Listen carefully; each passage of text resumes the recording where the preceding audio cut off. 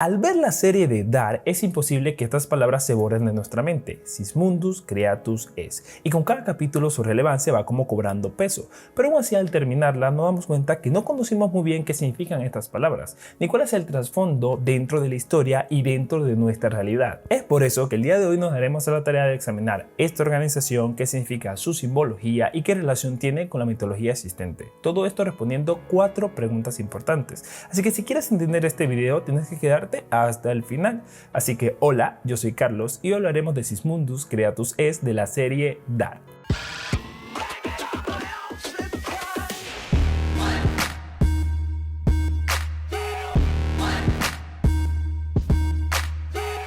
Antes de comenzar, es mi deber aclararte que lo que estás a punto de ver tiene un gran contenido de spoiler, y si aún no has visto la serie te voy a dejar el link aquí arriba para que puedas disfrutar de un video sin spoiler, ¿de acuerdo? Si eres nuevo en mi canal te invito a suscribirte y a activar la campanita, de esta manera me ayudas a mí a crecer y a que más gente pueda disfrutar de este contenido y a lo mejor hasta algún día puede que me dedique a esto. Todo depende de ti y de tu suscripción, así que vamos a la acción.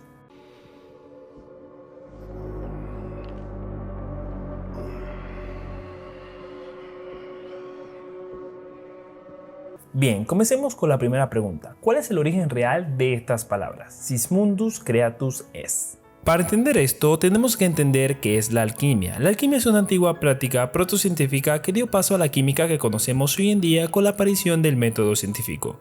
Pero esta protociencia adopta muchas formas, dado que combina elementos físicos, elementos químicos y elementos artísticos, místicos y espirituales. Un alquimista es una persona que busca transmutar o transformar un objeto en otro, tomando como base la ciencia, lo místico y lo espiritual. En la cultura popular, un alquimista era alguien que intentaba transformar el plomo u otro metal en oro. También se le atribuye a la alquimia la búsqueda de una sustancia capaz de romper el ciclo de envejecimiento del hombre, llamado el elixir de la vida. También esta sustancia podía ser conocida como la piedra filosofal, pues simbolizaba la perfección en su máxima expresión. En pocas palabras, con esta sustancia el hombre podía ser capaz de alcanzar la eternidad, la iluminación y la felicidad celestial. Ahora bien, ¿qué tiene que ver esto con la frase Sismundus creatus es? Los alquimistas creían en una deidad llamada Hermes Trismegistro, el cual se le atribuye la creación de muchos textos y conocimientos alquímicos importantes. Entre ellos, una tabla, se dice, fue encontrada alrededor del año 1350 de nuestra era en una cámara mortuoria secreta que se encontraba bajo la pirámide de Keops. Esta tabla es llamada la Tabla Esmeralda y en ella se encuentran 3 oraciones que hoy en día siguen siendo un misterio para la humanidad. Si un alquimista llegaba a ser capaz de crear el elixir de la vida o la piedra filosofal, se decía que éste había completado la gran obra, habiendo alcanzado así la fuente de la perfección y la iluminación. Solo alguien que lograba completar la gran obra era capaz de transmutarse a sí mismo para poder trascender las limitaciones humanas. De esta manera su perfección lo haría entender o comprender el misterio simbólico que se encuentra en la Tabla Esmeralda. A continuación te voy a mostrar cuáles son esas 13 oraciones que están en la Tabla Esmeralda traducidas al español. Va a ser muy breve, así que si quieres leerlo vas a tener que pausar el video.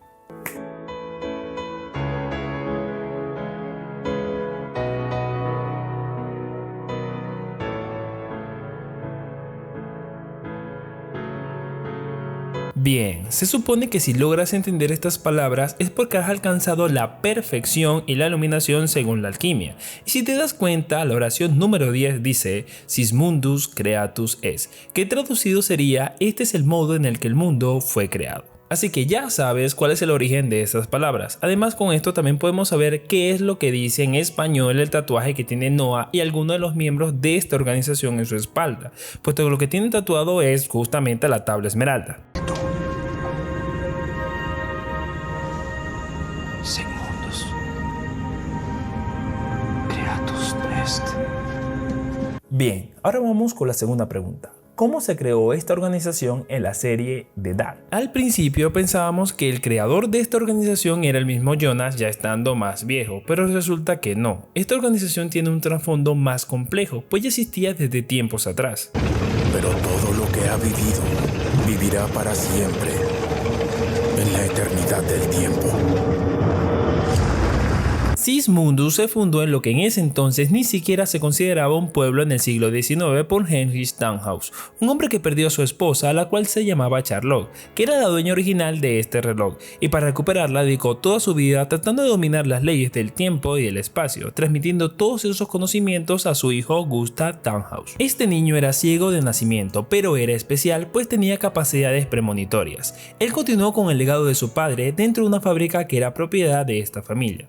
En esa misma zona es donde más tarde se levantaría el pueblo de Vinden. En fin, cuando Jonas adulto salva a Magnus, Francisca y Bartos de la catástrofe, viajan al año 1888 donde se encuentran con el viejo Tannhaus, que era el último miembro con vida de esta sociedad secreta.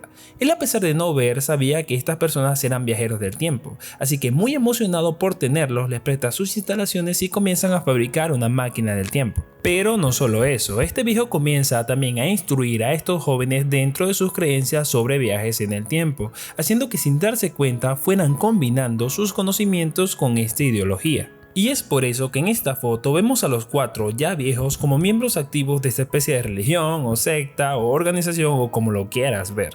Sin embargo, llegamos a la tercera pregunta. ¿Cuál es el propósito real de esta organización? Toda calamidad puede revertirse, todo sufrimiento destruirse antes de que suceda.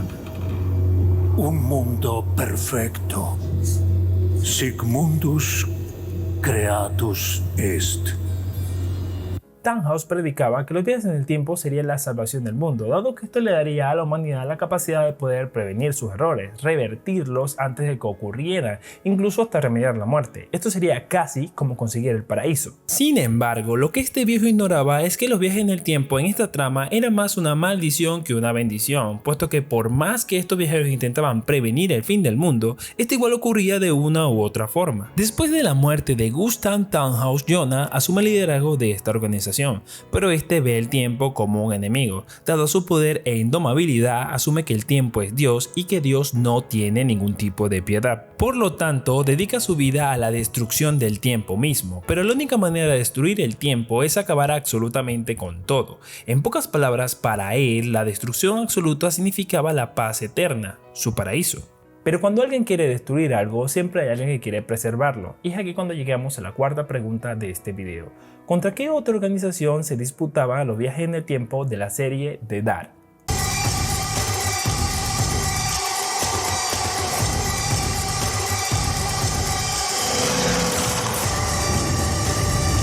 La tercera temporada nos muestra cómo Jonas se convierte en Adán, pero este nombre simbólico también tenía que traer una contraparte que sería Eva, y esta Eva sería nada más y nada menos que la misma Marta, pero no la Marta de la cual Jonas estaba enamorado y muere en el Apocalipsis, sino otra Marta perteneciente a otra línea del tiempo, una en donde Jonas no existía. En el mundo de esta Marta también ocurre el Apocalipsis. Ella es la responsable de enviar a Jonas de una línea de tiempo a otra, pues en su juventud intentó que éste le ayudara a evitar dicho apocalipsis. Sin embargo, esta también se percató de que el tiempo era indomable, pero en vez de hacerle la guerra al tiempo, ella se convirtió como en una especie de guardiana del tiempo. Nuestros mundos no se pueden separar. Guiamos cada paso que toma Jonas. No puede evitar su destino.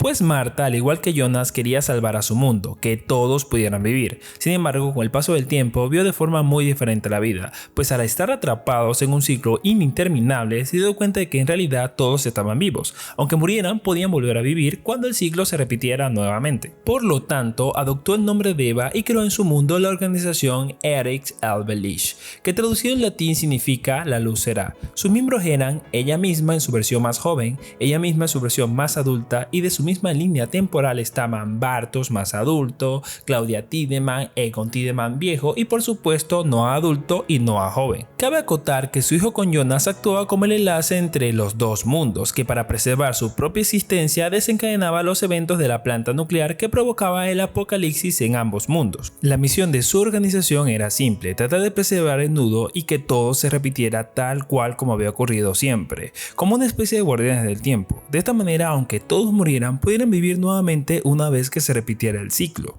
Para Eva, esa era su luz y ese era su paraíso, muy diferente a las ideas de Adán, el cual quería destruir todo para romper de forma definitiva el bucle, y así poder descansar del mismo dolor y sufrimiento una y otra vez.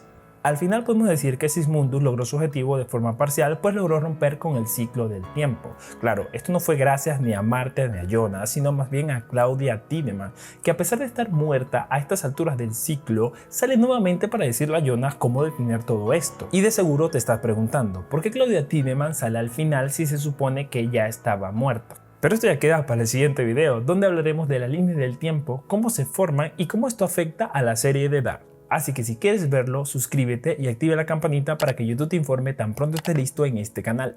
Mientras tanto, para que no te aburras de la espera, te voy a dejar un video por aquí y un video por acá. Y no te olvides de suscribirte, aquí te voy a dejar el botón. Si quieres buscarme en las redes sociales, lo puedes hacer por CFrediere. Así que sin más que decir, nos vemos en el próximo video.